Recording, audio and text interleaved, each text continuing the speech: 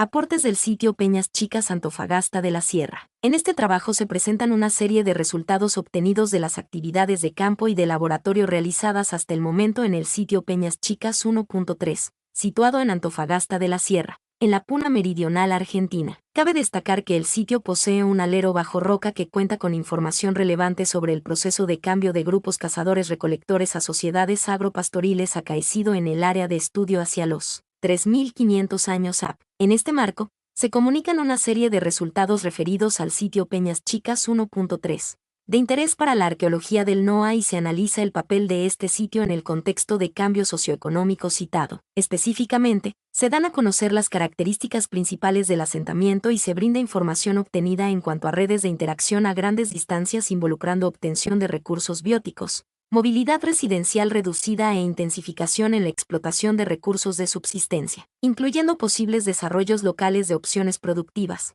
cultígenos.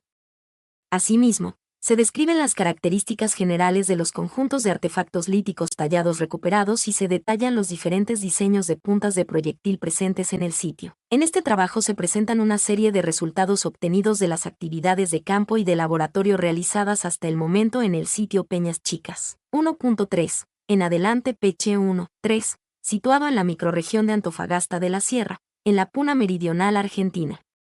Tales investigaciones tienen su fundamento en uno de los aspectos menos conocidos y más relevantes de la arqueología de dicha microrregión, específicamente, el paso de un modo de vida cazador-recolector. En este contexto, los objetivos de esta presentación son: 1. Comunicar una serie de resultados acerca del sitio Peñas Chicas 1.3, de interés para la arqueología del NOA, y 2. Analizar el papel de este sitio en el contexto de cambio socioeconómico citado. Específicamente, se dan a conocer las características principales del asentamiento y se aborda información obtenida de estudios tecnológicos y tipológicos de artefactos líticos tallados y de molienda, de análisis de microrrestos en artefactos de molienda y de vestigios macrobotánicos. Características del sitio arqueológico. Peche 1.3 se encuentra en la terraza alta del río Las Pitas, curso medio inferior, en la localidad arqueológica Peñas Chicas, a 3.574 msnm y a aproximadamente 7 kilómetros en línea recta de la población de Antofagasta de la Sierra. Figura 1. Sus coordenadas geográficas son 260150,9 latitud sur y 672104,7 longitud oeste. El mismo se encuentra en la Asociación Vegetal del Tolar, ubicada por debajo de los 3.800 msnm, en donde abundan especies subarbustivas de los géneros Parastrepia y Acantolipia. Rodríguez 2004, dispersas en el paisaje. Cabe destacar que el sitio fue descubierto por Calle Aschero en 1983, quien lo dividió en dos sectores: libreta de campo, figura 2. Específicamente, el sitio consiste en: A. Estructuras de piedra compuestas por lajas clavadas, situadas a cielo abierto. B. Un taller de confección de artefactos líticos tallados a cielo abierto. Y C. Un alero bajo roca. El sector A comprende las estructuras, el alero bajo roca y el taller que se encuentran más cerca de la pared de ignimbritas y del médano de arena, en tanto que el sector B, compuesto por estructuras de piedra, se encuentra en la parte más próxima a la terraza del río Las Pitas. Las estructuras de piedra consisten en líneas o bien en círculos o rectángulos de tamaño variable y están formadas por lajas clavadas de ignimbrita. Es importante destacar que una estructura, E1, por lo menos, fue parcialmente desarmada y reutilizada para la construcción de un recinto subcircular, E2, y de dos pequeñas estructuras semicirculares, E3 y E4, siendo evidente por el cambio en la técnica arquitectónica, ya que las lajas se dispusieron horizontalmente. Así, a los efectos de establecer la vinculación entre la estructura rectangular de gran tamaño, E1, y la subcircular, E2, se planteó un sondeo de 1 por 1 metro en el vértice SE, unidad de excavación, en adelante, UEI4. De esta forma, se pudo verificar que la estructura con bloques horizontales subcirculares se apoyaba en parte sobre la rectangular. La profundidad alcanzada fue de 0,40 metros aproximadamente.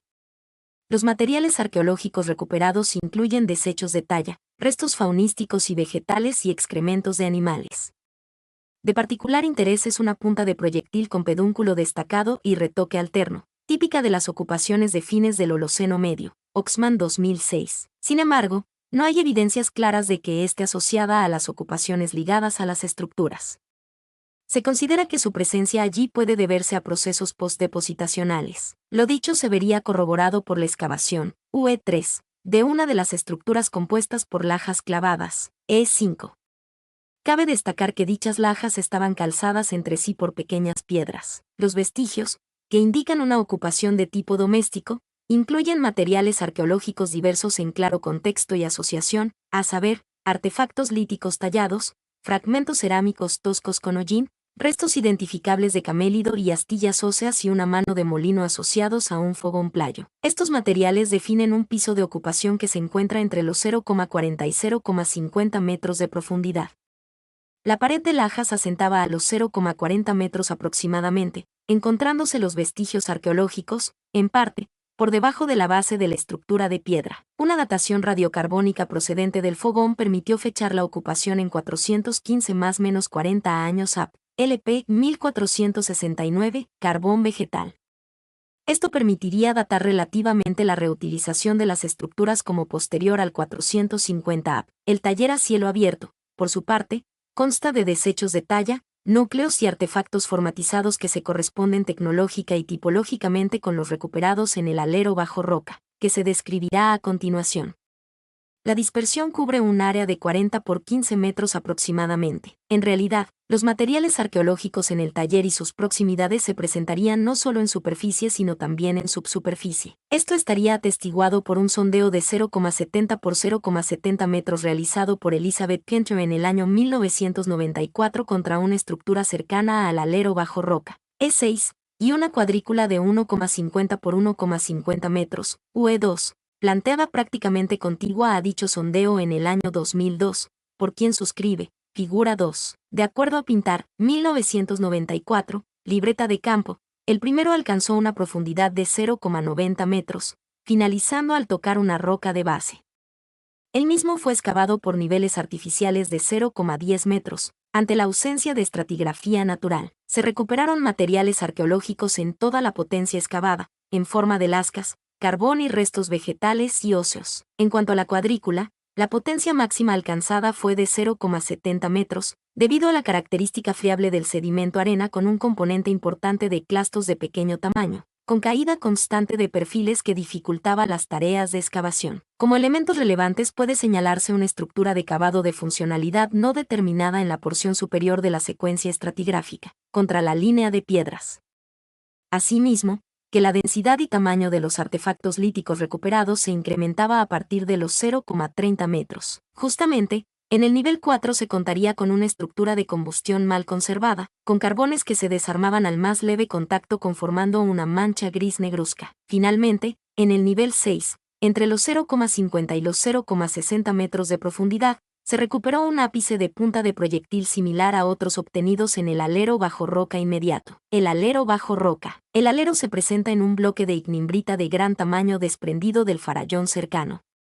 El mismo se encontraba totalmente colmatado por sedimentos, siendo descubierto al realizar un sondeo contra un gran bloque en un área a reparo del viento, en el año 2002. Hasta el momento, las dimensiones de la oquedad son de 2,80 metros para la boca, con una profundidad de 1,90 metros, sin haberse encontrado todavía las paredes laterales pero sí el fondo, que continúa profundizándose, figura 3.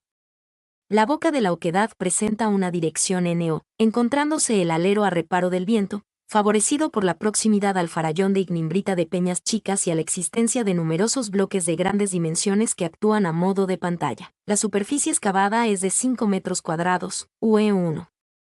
La potencia alcanzada en la boca del alero es, hasta el momento, de 0,80 metros, mientras que en el interior la altura máxima alcanzada es de 0,50 metros. Esto implica que en el interior el espacio útil de habitación se debía ocupar en posición acostada, mientras que en el sector de la boca en posición sentada. Cabe destacar que no se llegó todavía a nivel estéril, por lo que las dimensiones y alturas señaladas se verán modificadas e incrementadas al continuar las excavaciones. Desafortunadamente, no se contaba con niveles naturales, por lo que se debieron plantear niveles arbitrarios. Así, los primeros 4 estratos artificiales fueron excavados mediante niveles de 0,10 metros, en tanto que los subsiguientes por medio de niveles de 0,05 metros.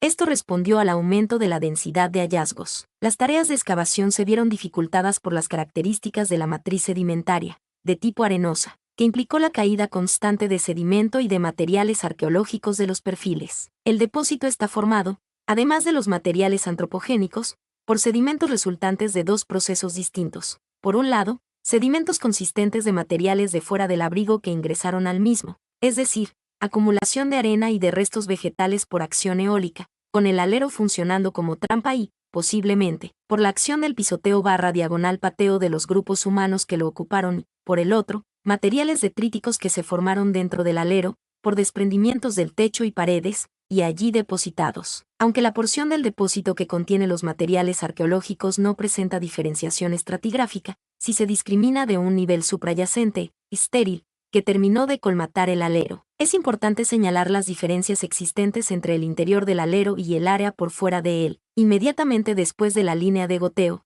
en cuanto a presencia de humedad en subsuperficie, ya que la misma aparece solo en el exterior, a cielo abierto. Esto es importante, ya que explicaría la conservación de restos tales como flores, carbones, semillas, huesos de camélido con tegumento, cartílago, vellones, etc. dentro del alero, y la no ocurrencia de restos vegetales, así como la mala conservación de los huesos fuera de él. Por otra parte, ambas áreas se diferencian, también, por la presencia de raíces a lo largo de la secuencia estratigráfica en el segundo y la ausencia de las mismas en el primero. Finalmente, es pertinente mencionar que en los primeros 0,10 metros se observó una importante remoción por acción del pisoteo, evidenciado por artefactos líticos en posición oblicua y vertical. En el alero se recuperaron tres estructuras, Sanse-Scherer y Asmore en 1979, que son clave para entender el uso del espacio en el interior del mismo.